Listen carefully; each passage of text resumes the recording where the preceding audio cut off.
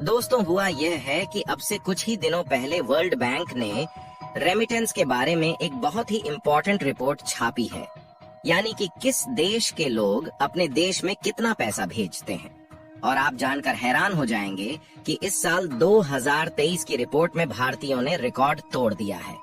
दोस्तों, करीबन 125 billion dollar दुनिया के अलग अलग देशों में जो भारतीय काम करते हैं, उन्होंने कमाकर पैसे भारत में भेजे हैं। और इसी के साथ भारत पूरे वर्ल्ड में रेमिटेंस के मामले में नंबर 1 देश बन गया है। यानी कि भारतीय लोग सबसे ज्यादा पैसा कमाकर भारत में वापस अपने परिजनों को भेज रहे हैं। और यह 125 बिलियन डॉलर बहुत ही विशालकाय रकम है, क्योंकि दुनिया में कम से कम 65 ऐसे देश हैं जिनकी टोटल जीडीपी यानी टोटल अर्थव्यवस्था भी 125 बिलियन नहीं है। इसके पीछे वर्ल्ड बैंक ने यह भी कारण बताया है कि जो दुनिया के बाकी के देश जैसे कि पाकिस्तान हो गया, फिलीपींस हो गया, बांग्लादेश हो गया, इनके नागरिक ज्यादा संख्या में काम करते हैं, लेकिन फिर भी उनके रेमिटेंस इससे कम है। वह कम पैसा कमाकर अपने देशों को भेजते हैं। पूरी डेवलपमेंट क्या है इस वीडियो में समझते हैं।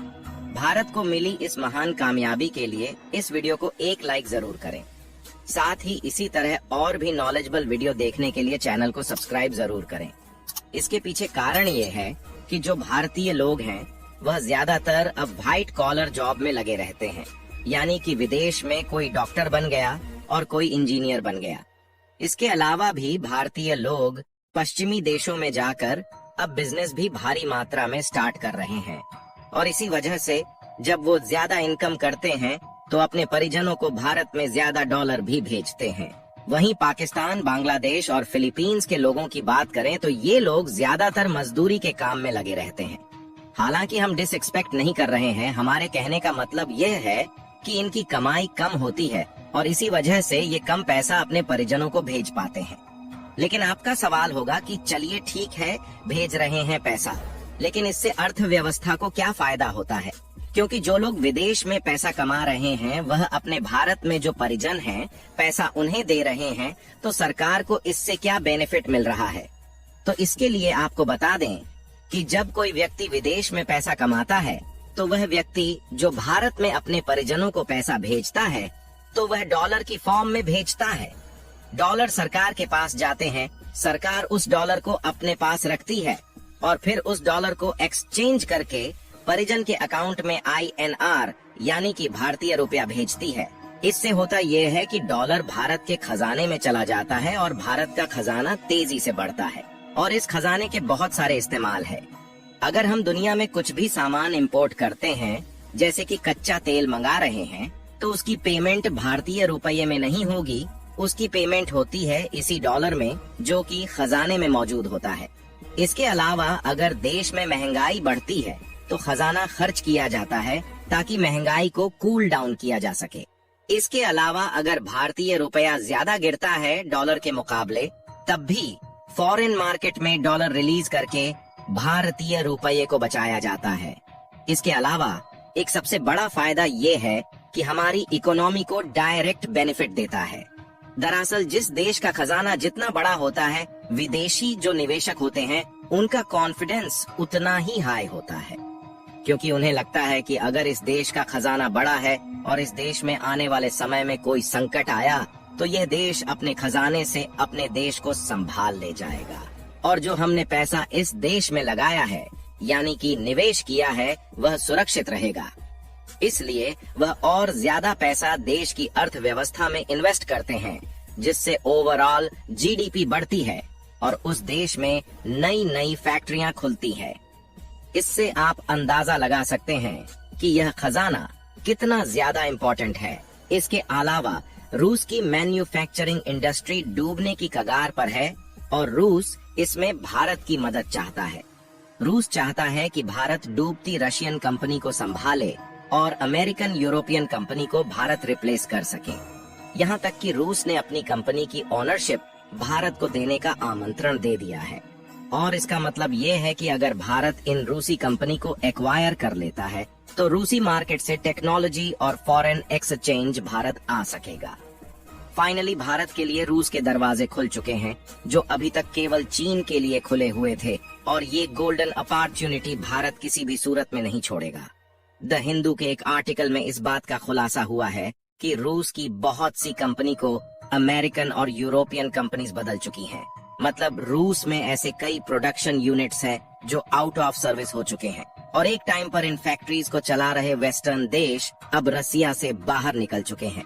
ये फैक्ट्रीज अब खाली पड़ी है, और प्रोडक्शन न होने की वजह से रूस को चीनी इंपोर्ट का सहारा लेना पड़ रहा है, जिसकी वजह से छोटे छोटे सेक्टर्स तक रूस चीनी कंपनी पर डिपेंडेंट बन चुका है, और बहुत सा फॉरेन रेवेन्यू रूस को इन चीजों को खरीदने में इस्तेमाल करना पड़ रहा है।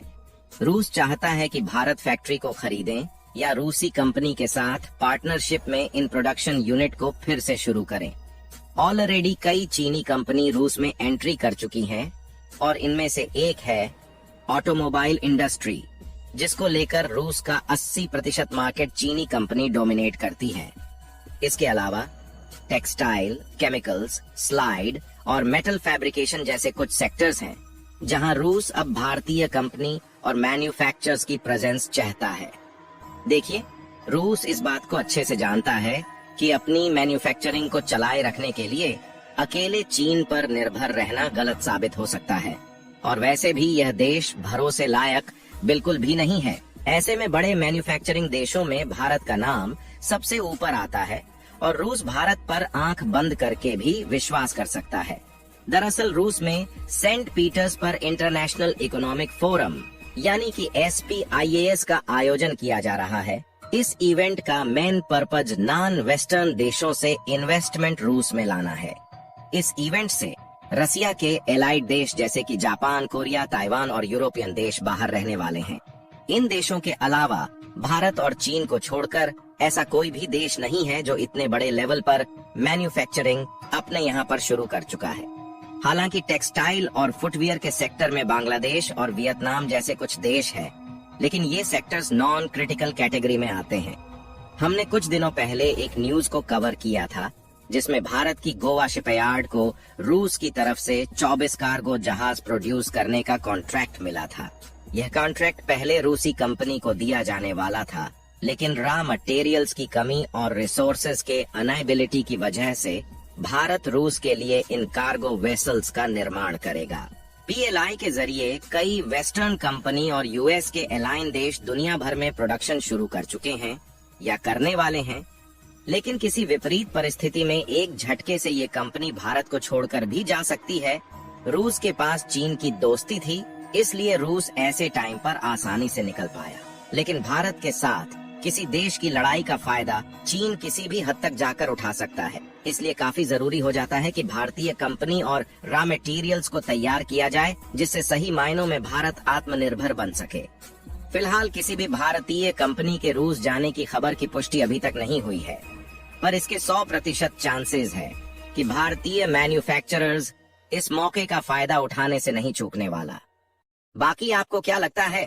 क्या भारत को रूस में अपनी कंपनी एस्टेब्लिश करनी चाहिए या नहीं? अपनी राय कमेंट में जरूर बताएं। इस वीडियो को एक लाइक जरूर करें और अपने दोस्तों तक इस वीडियो को शेयर करें, ताकि उन्हें भी जानकारी मिल सके। इसी तरह और भी नॉलेजेबल वीडियो देखने के लिए अपने भरोसेमंद चैनल को सब्सक्राइब करके बेल नोटिफिकेशन को ऑल पर जरूर रखें।